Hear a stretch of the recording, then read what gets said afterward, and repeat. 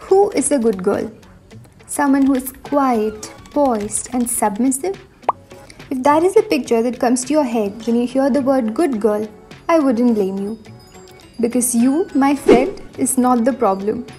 This is due to the years and years of reiteration by the media, pop culture, and our very own Bollywood of the idea of a good girl. Throughout the trajectory of Hindi cinema, we often see women characters from the male gaze. While the male heroes are portrayed as masculine, dominating, and borderline arrogant, the male gaze shows the heroine as shy, submissive, and all-bearing. Simply the good girl. Their silence, even during immense suffering, is praised as a quality that every woman should possess. In the end, they do get a happy ending, yet they continue to maintain their submissive roles just as they did previously. In this video, let us try to analyze the good girl trope in Hindi cinema and dig out what are we actually missing. Let's take the example of the 2012 film Cocktail. Deepika Padukone as Veronica is outspoken, independent, and sensible. But she is portrayed as a bad girl because she has agency, lives on her terms, and is confident. Meera, on the other hand, played by Diana Penny, is barely audible and has no agency. But she is the girl whom the hero's mother likes as a perfect bahu. So much so that the hero Gautam lies to his mother in order to please her, saying she's the one he's dating. Meera, this is my mom. And mom, yeah, Meera. Ultimately, Meera and Gautam have a happily ever after ending, as expected. Yet, ironically, the hero who is a walking red flag is still shown as acceptable, but one single flaw in a woman labels her as undesirable.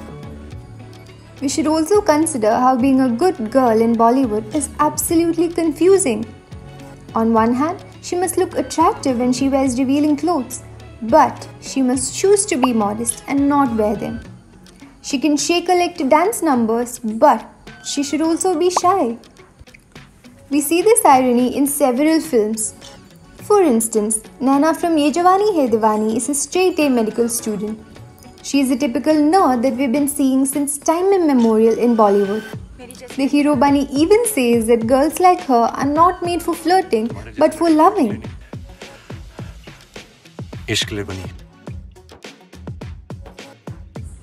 All the Nainas in Bollywood are titled unattractive until they remove their glasses. In a second, their whole personality changes in order for the hero to pay some attention to their existence.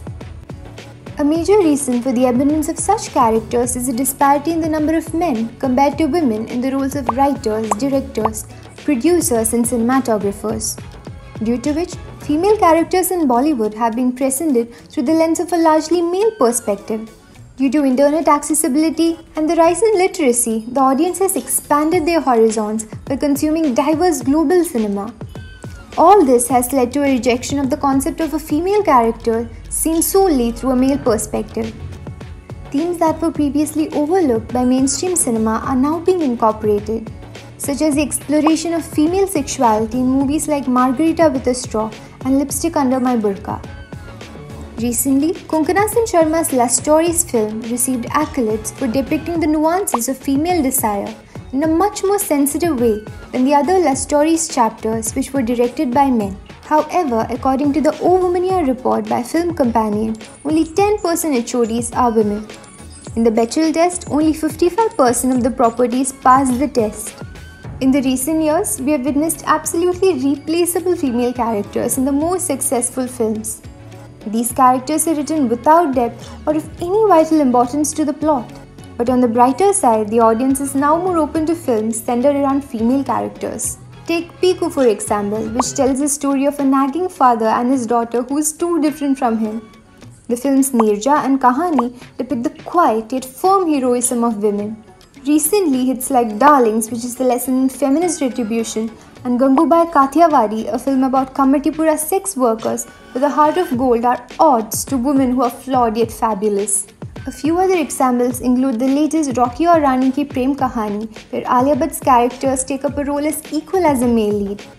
This shows a major paradigm shift where women get to tell their stories on screen successfully. These films humanize the female characters, treating them as individuals with flaws, depth, and character, like any other human being. They have a purpose, not just to be the love interest or aid the hero's journey. Over the years, pop culture and mainly Bollywood have time and again fed us the stereotype of the sanskari Bharatiya Nari. अपनी परिवार माला को तोड़कर आज तक कोई खुश नहीं रह पाया है। कहते हैं पत्नी के लिए पति परमेश्वर होते हैं। But we need to consciously unlearn this trope.